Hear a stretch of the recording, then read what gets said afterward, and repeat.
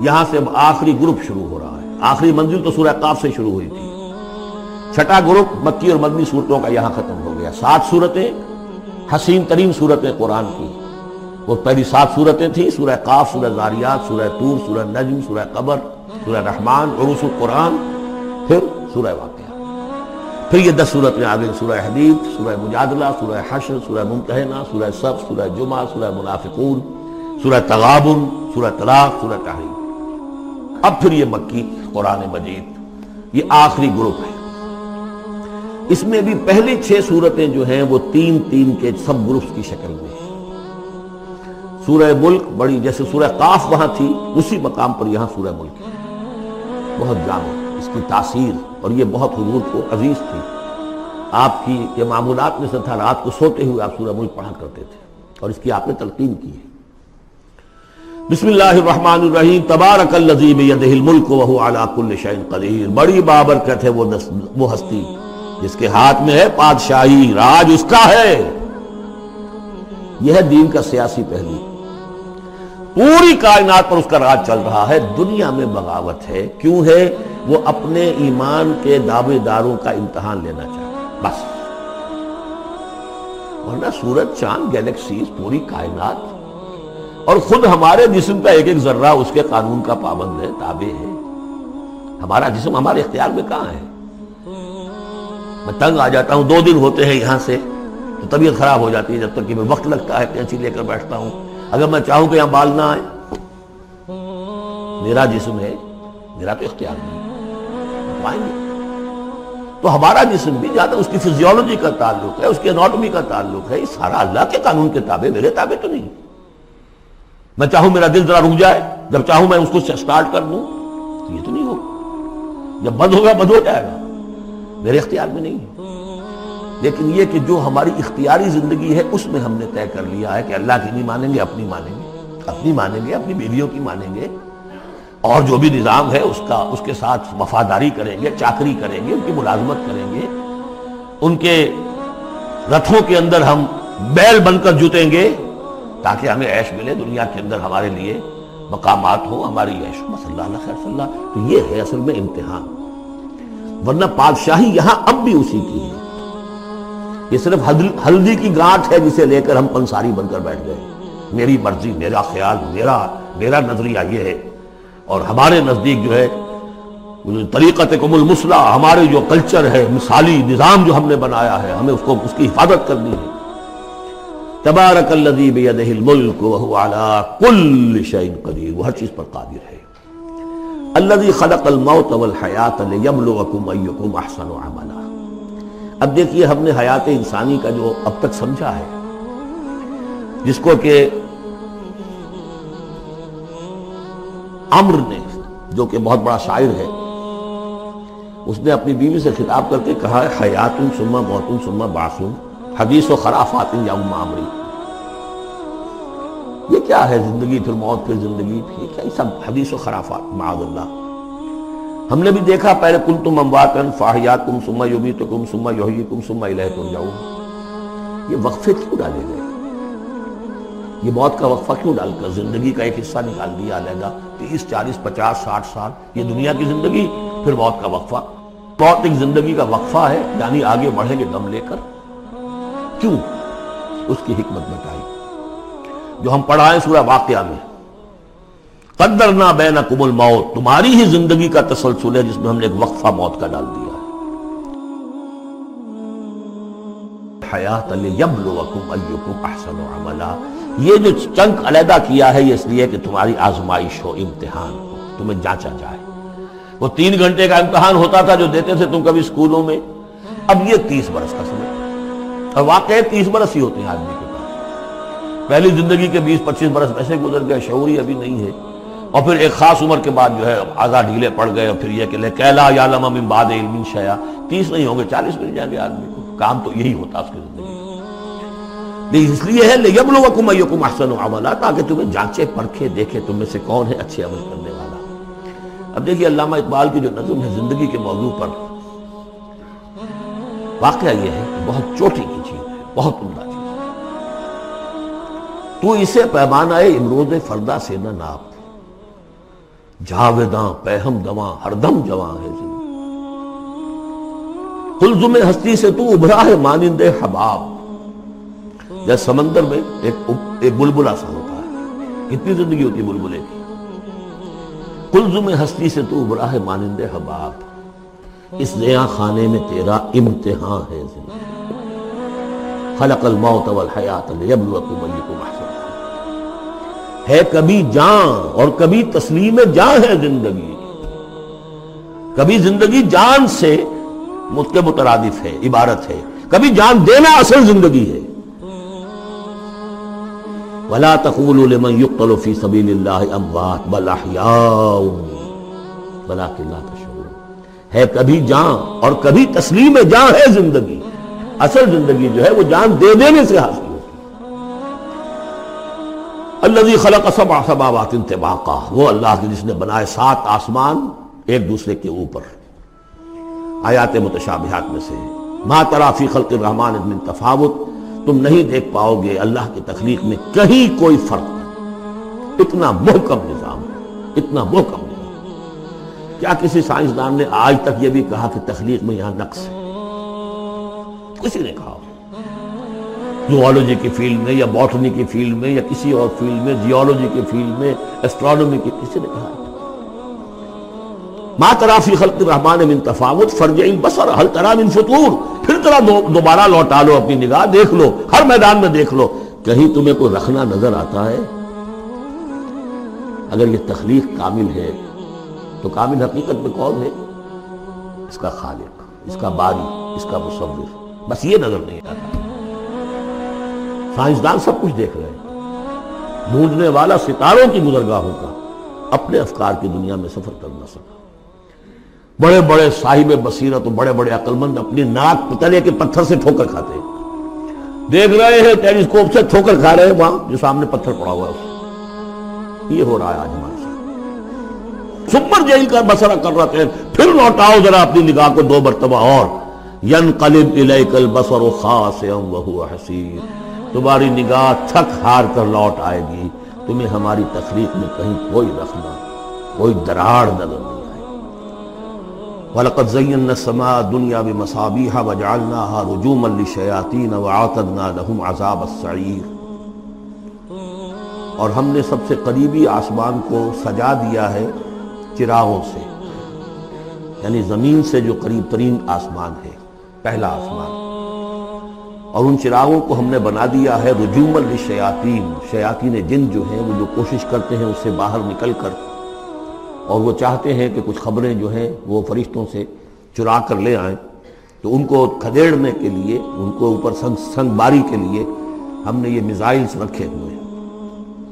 وَأَعْتَدْنَا لَهُمْ عَذَابَ السَّعِيرِ، اور ان کے لیے ہم نے تیار کر رکھا ہے جلا دینے والا عذاب. وَلِلَّذِينَ كَفَرُوا بِرَبِّهِمْ، اور جو لوگ اللہ کا، اپنے رب کا کفر کریں، چاہے وہ انسان ہو چاہے جنات ہوں، ان کے لیے ہے عذاب جہنم، جہنم کا عذاب. وَبِئْسَ الْمَصِيرُ، اور وہ بہت ہی برا ٹھکانہ ہے. اذا القوا فیہا سمعوا لہا شہیقا وہی تفور، جب وہ اس میں جھونکے جائیں گے تو سنیں گے کہ وہ دھاڑ رہی ہوگی، اچھل کود رہی ہوگی، اس کا جوش و خروش ہوگا. جو سورہ قاف میں ہم نے پڑھا تھا کہ ہم اس سے پوچھیں گے حل امتلأت وتقول حل من مزید، وہ اور چاہے گی. جیسے کوئی بھوکا بھیڑیا ہو یا بھوکا شیر ہو اور اس کے آگے کوئی شکار ڈالا جائے تو جس طریقے سے وہ اس پر غرا کر آئے گا. تکاد تمیز من الغیظ، قریب ہوگا کہ وہ اپنے غصے سے پھٹ جائے. کلما القی فیہا فوج، جب کبھی بھی اس میں ایک فوج ڈالی جائے گی، یعنی یہ کہ ایک قوم کے بعد دوسری، دوسری کے بعد تیسری، وہ تو ہو رہا ہے. وہم یوزعون، ان کے درجہ بندی کی جائے گی، قوموں کا علیحدہ علیحدہ حساب ہوگا. سألہم خزنتہا، تو جو جہنم کے داروغہ ہیں وہ ان سے کہیں گے الم یاتکم نذیر، کیا آپ کے پاس کوئی خبردار کرنے والے نہیں آیا؟ قالوا بلا، وہ کہیں گے آیا تھا، کیوں نہیں؟ قد جاءنا نذیر، ہمارے پاس خبردار کرنے والا آیا. فکذبنا، ہم نے انہیں جھٹلا دیا تھا. وقلنا ما نزل اللہ من شیء، اور ہم نے کہا کوئی شے نہیں اتاری اللہ نے، یہ تم خام خواہ کہہ رہے ہو کہ تم پر کوئی قرآن اترا ہے یا تورات اتری ہے. ان انتم الا فی ضلال کبیر، ہم نے اسے بھی بڑھ کر کہا کہ تم تو خود کسی گمراہی میں ہو، کھلی گمراہی میں مبتلا ہو گئے ہو، تمہیں کوئی آسیب آ گیا ہے یا کچھ اور ہو گیا. وقالوا لو كنا نسمع او نعقل، اور انہوں نے کہا یا وہ کہیں گے کہ اگر ہم سنتے اور سوچتے، غور کرتے، عقل سے کام لیتے، ما کنا فی اصحاب السعیر، تو ہم نہ ہوتے اس جہنم والوں میں سے۔ فاعترفوا بذنبہم، پس انہوں نے اپنے اصل گناہ کا اعتراف کر لیا۔ یہ بہت اہم مقام ہے۔ اصل گناہ کیا تھا کہ ہم نے ان کی بات سنی نہیں، سنی تو انسنی کر دی، اس پر غور نہیں کیا۔ اس لیے کہ ہم یہ آج پڑھ چکے ہیں، ان السمع والبصر والفؤاد کل اولئک کان عنہ مسئولا۔ اللہ نے تمہیں یہ فیکلٹیز دی ہیں تو اس لیے کہ استعمال کرو۔ ہم نے بند کر کے رکھ چھوڑی ہے۔ ہماری ریت ہے، ہماری آباء و اجداد کی رسمیں ہیں، ہماری برادری کے یہ رواج ہیں، ہم اتنے عرصے سے ایک جماعت میں ہیں، اس جماعت کا یہ چلن ہے، جو بھی ہے، اس فرقے میں ہے، اس فرقے کا یہ معاملہ ہے۔ یہ ساری چیزیں جو ہے کہ نہ سوچنا، نہ غور کرنا، نہ سننا۔ فاعترفوا بذنبہم، اصل گناہ یہ ہے ان کا۔ فسحقا لاصحاب السعیر، تو اب دفع ہو جائیں یہ، دھکارے جائیں یہ لوگ کہ جو جہنمی ہیں۔ اس کے برعکس ان الذین یخشون ربہم بالغیب، وہ لوگ کہ جو اپنے رب سے ڈرتے رہے غیب میں، لہم مغفرۃ واجر کبیر، ان کے لیے مغفرت بھی ہے اور بہت بڑا اجر بھی ہے۔ واسروا قولکم او اجہروا بہ، اور دیکھو چاہے تم اپنے قول کو چھپا کر بیان کرو یا بلند آوازی سے بیان کرو۔ انہ علیم بذات الصدور، وہ تو اس سے بھی واقف ہے جو تمہارے سینوں کے اندر مضمر ہے اور پنہاں ہے۔ الا یعلم من خلق، بڑی اہم آیت ہے یہ وہ حصے ہیں قرآن کے یہ جن کو اس طریقے سے ازبر ہونا چاہیے اگر بات کرنا چاہتے ہیں، آپ دین کی وہ خدمت کرنا چاہتے ہیں۔ کیا وہی نہ جانے گا جس نے پیدا کیا؟ ایک ایسی بات ہے کہ جس کا کوئی انکار کر ہی نہیں سکتا۔ گھڑی بنانے والے کو تو معلوم ہے میں نے اس میں کیا کیا پرزے رکھے ہوئے ہیں، مجھے نہیں معلوم، میں اس کا استعمال تو کر رہا ہوں، مجھے بتا دیا یہ بٹن دبا دیں یہ آن ہو جائے گا، لیکن یہ کہ جس نے بنایا ہے کیا اس سے چھپی ہوئی کوئی چیز ہے؟ الا یعلم من خلق وهو اللطیف الخبیر، اور وہ تو بہت باریک بین ہے، ہر شے کی خبر رکھتا ہے۔ هو الذی جعل لکم الارض ذلولا، اسی نے تمہارے لیے زمین کو بنا دیا ہے پست، تابع حکم، تمہارے قدموں میں بچھی ہوئی ہے غریب، جتنا چاہتے ہو اس کو تو رونتے ہو، پامال کرتے ہو۔ فمشوا فی مناکبہا، چلو پھرو اس کے کندھوں کے مابین، گویا کہ یہ بھی کوئی بہت بڑا ہاتھی ہو، اس کے کندھوں کے مابین اتنی جگہ ہے، چل پھر رہے ہیں۔ جیسے چیونٹی کسی ہاتھی کے کندھوں کے درمیان چل رہی ہو تو وہ تو سمجھتی ہوگی کہ فٹ بال کا میچ کھیلنے کی جگہ مجھے مل گئی ہے۔ تو یہی حال ہمارا ہے، ہم جسے بہت وسیع سمجھتے ہیں کیا وہ کچھ بھی نہیں۔ فمشوا فی مناکبہا وکلوا من رزقہ، اور اسی کے رزق میں سے کھاؤ پیو، اسی زمین میں سے تمہارا رزق بھی برآمد ہو جائے گا۔ وإلیہ النشور، یہ یاد رکھو کہ پھر اللہ ہی کی طرف اٹھ جانا، جی اٹھنا ہے۔ آمنتم من فی السماء ان یخسف بکم الارض فاذا ہی تمور، کیا تمہیں کوئی خوف نہیں رہا؟ بالکل تم نچت ہو گئے ہو اس آسمان والے سے جو آسمان میں ہے کہ وہ کہیں تمہیں زمین میں خسف نہ کر دے، دھسا نہ دے۔ فاذا ہی تمور، جبکہ وہ لرزے، زلزلہ آئے، شق ہو جائے اور تم چلے جاؤ۔ ام امنتم من فی السماء ان یرسل علیکم حاصبا، کیا تمہیں کوئی ڈر نہیں رہا کہ اللہ تعالیٰ جو ہے وہ آسمان والا تم پر بھیج دے کوئی ایسا جھکڑ تیز آندھی جس میں پتھر چلے آ رہے جو بلٹس کا کام کرے اور میزائلز کا کام کرے۔ فَسَتَعْلَمُونَ كَيْفَ النَّذِيرُ، پھر تمہیں معلوم ہو جائے گا کہ میرا خبردار کرنا کیسا تھا، کیا اس کا نتیجہ تھا۔ وَلَقَدْ كَذَّبَ الَّذِينَ مِن قَبْلِهِمْ، اور یقیناً جو ان سے پہلے تھے انہوں نے بھی جھٹلایا تھا۔ فَكَيْفَ كَانَ النَّكِيرُ، تو کیسا ہوا میرا ان کو پکڑنا اور میرا عذاب۔ أَوَلَمْ يَرَوْا إِلَى الطَّيْرِ فَوْقَهُمْ، کیا یہ دیکھتے نہیں پرندوں کو جو ان کے اوپر ہیں؟ صافات ویقبضن، کبھی انہوں نے اپنے پر پھیلائے ہوتے ہیں، کبھی ان کو سکیڑ لیتے ہیں۔ ما یمسکہن الا الرحمن، نہیں روکے ہوئے انہیں اس فضا کے اندر مگر رحمان۔ انہ بکل شیء بصیر، یقیناً ہر چیز کو دیکھ رہا ہے۔ یعنی جو قانون طبیعی ہے جس کے تحت وہ چل رہا ہے وہ تو اللہ کا بنایا ہوا ہے۔ امن ھذا الذی هو جند لکم ینصرکم من دون الرحمن، بھلا وہ کون ہے جو تمہارا لشکر بن جائے اور تمہاری مدد کرے رحمان کے مقابلے میں؟ ان الکافرون الا فی غرور، نہیں ہے یہ کافر مگر دھوکے میں آ گئے، بہکاوے میں آ گئے۔ امن ھذا الذی یرزقکم من امسک رزقا، پھر بھلا کون ہے وہ جو تمہیں رزق دے سکے اگر اللہ اپنے رزق کے خزانوں کو روک لے؟ بل لجوا فی عتو ونفور، نہیں یہ لوگ اپنی شرارت میں اور نفرت میں بہت آگے بڑھ گئے۔ افمن یمشی مکبا، یہ آیت بہت اہم ہے حکمت قرآن کے اعتبار سے، فلسفے کے اعتبار سے۔ افمن یمشی مکبا علی وجہہ اہدی امن یمشی سویا علی صراط مستقیم، دو انسانوں کا تصور کرو، ایک شخص وہ ہے کہ جو اوندھے منہ پیٹ کے بل گھسٹ رہا ہے، ایک وہ جو سیدھا کھڑا ہے، سیدھے راستے پر چل رہا ہے۔ کون ہوگا زیادہ ہدایت پر؟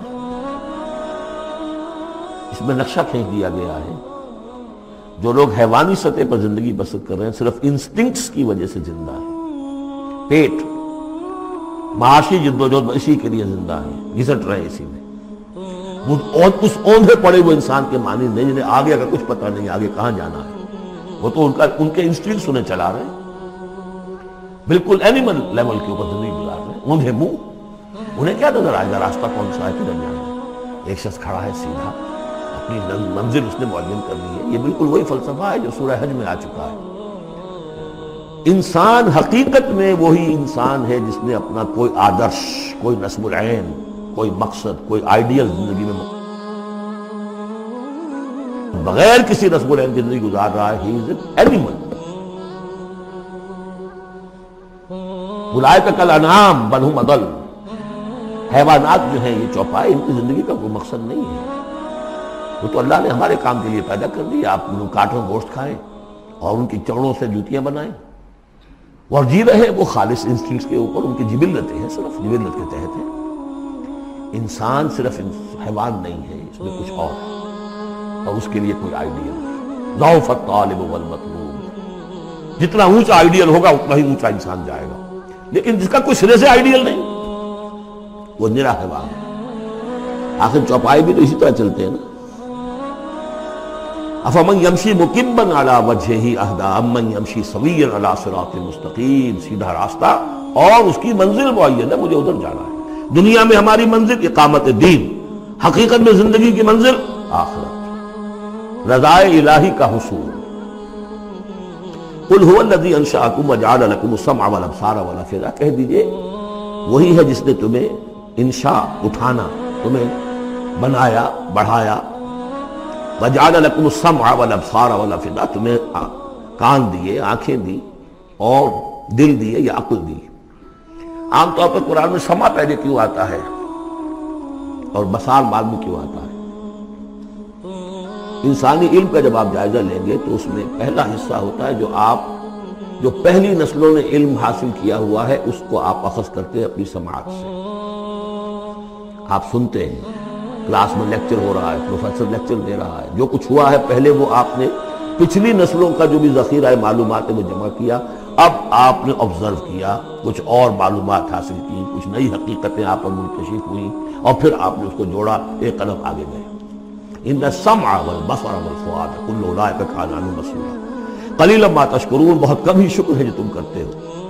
قل هو الذی ذرأکم فی الارض والیہ تحشرون، کہہ دیجئے اسی نے تمہیں پھیلا دیا ہے زمین میں اور اسی کی طرف تم اکٹھے کر دیے جاؤ گے، جمع کر دیے جاؤ گے۔ وَيَقُولُونَ مَتَىٰ هَٰذَا الْوَعْدُ إِن كُنتُمْ صَادِقِينَ، وہ کہتے کب ہوگا یہ وعدہ، کب پورا ہوگا، اگر تم سچے ہو تو بتاؤ۔ قُلْ إِنَّمَا الْعِلْمُ عِندَ اللَّهِ، کہہ دیجئے کہ اس کا علم اللہ کے پاس ہے۔ آخرت کب آئے گی؟ وَاللَّهُ عِندَهُ عِلْمُ السَّاعَةِ، اللہ ہی کے پاس اس کا علم ہے۔ وَإِنَّمَا أَنَا نَذِيرٌ مُّبِينٌ، اور میں تو بس صرف ایک واضح اور صاف صاف ڈرا دینے والا ہوں، اس کے سوا میری ذمہ داری کوئی نہیں۔ فَلَمَّا رَأَوْهُ زُلْفَةً، پھر جب وہ دیکھیں گے اس کو، قریب آ گئی، سیئت وجوہ الذین کفروا، تو ان کے چہروں کے حلیے بگڑ جائیں گے، برے ہو جائیں گے ان کے چہرے، ان کافروں کے۔ وقیل ھذا الذی کنتم بہ تدعون، اور کہا جائے گا یہ ہے وہ جس کو تم مطالبہ کرتے تھے کہ لاؤ اور لے آؤ جلدی سے۔ قل ارأیتم ان اہلکنی اللہ ومن معی او رحمنا فمن یجیر الکافرین من عذاب الیم، اے نبی ان سے کہیے دیکھو اگر مجھے میرا اللہ ہلاک کر دے یا اور جو میرے ساتھ ہیں ان سب کو بھی ہلاک کر دے، یا اللہ تعالی ہم پر رحم فرمائے، سوال یہ ہے کہ تمہیں کون بچائے گا، کافروں کو کون بچائے گا عذاب علیم سے؟ ہمارا جو بھی ہو ہم ناکام رہ جائیں، تمہارے نزدیک ناکام ہو گئے، ہمارے نزدیک تو کوئی ناکامی ہے ہی نہیں۔ حل تربصون بنا الا احدی الحسنیین، دو اعلیٰ صورتیں ہیں، ان میں سے تیسری کوئی صورت ہے ہی نہیں۔ یا ہمارا رب ہمیں سب کو جام شہادت نوش کروا دے، کامیابی کامیابی، سب سے بڑی کامیابی تو یہی ہے، اور کامیاب ہو کر اگر واپس آ گئے تو تم بھی کہو گے کہ کامیاب ہے۔ لیکن تم سوچو کہ کافروں کو کون بچائے گا دردناک عذاب سے۔ قل هو الرحمن آمنا بہ، کہہ دیجئے وہ رحمان ہے، اس پر ہم تو ایمان لا چکے ہیں، وعلیہ توکلنا، اور اسی پر ہمارا توکل۔ نوٹ کر لیجیے یہ صورتیں جو ہے بالکل ابتدائی زمانے کی صورتیں ہیں۔ ابھی سمجھیے کہ یہ ابتدائی رد و قضا ہے، جس کی آخری شکلیں وہ ہیں جو سورہ انعام اور سورہ اعراف اور سورہ یونس اور سورہ ہود میں ہم دیکھا ہے. فَسَتَعْلَمُونَ مَنْ هُوَ فِي ضَلَالٍ مُبِينٍ، تو عنقریب تمہیں معلوم ہو جائے گا کہ کھلی گمراہی میں کون تھا، ہم تھے یا تم تھے. قُلْ أَرَأَيْتُمْ إِنْ أَصْبَحَ مَاؤُكُمْ غَوْرًا، ذرا ایک بات پر اور غور کرو، اگر تمہارا یہ پانی جو زمین کا ہے وہ نیچے اتر جائے، کبھی کبھی ایک دم بہت جو ہے ایک الارم ہو جاتا ہے کہ پانی کی سطح نیچے جا رہی ہے، بارشیں کم ہوئی ہیں، پانی کی سطح نیچے جا رہی ہے، کہاں سے لائیں گے پانی؟ وہ تو پھر بھی ابھی ایک حد تک ہی نیچے جاتی ہے، یہ پانی اور نیچے چلا جائے. فَمَنْ يَأْتِيكُم مِّن مَّاءٍ مَّعِينٍ، کون ہے وہ جو لائے گا تمہارے پاس وہ پانی صاف نتھرا ہوا پانی؟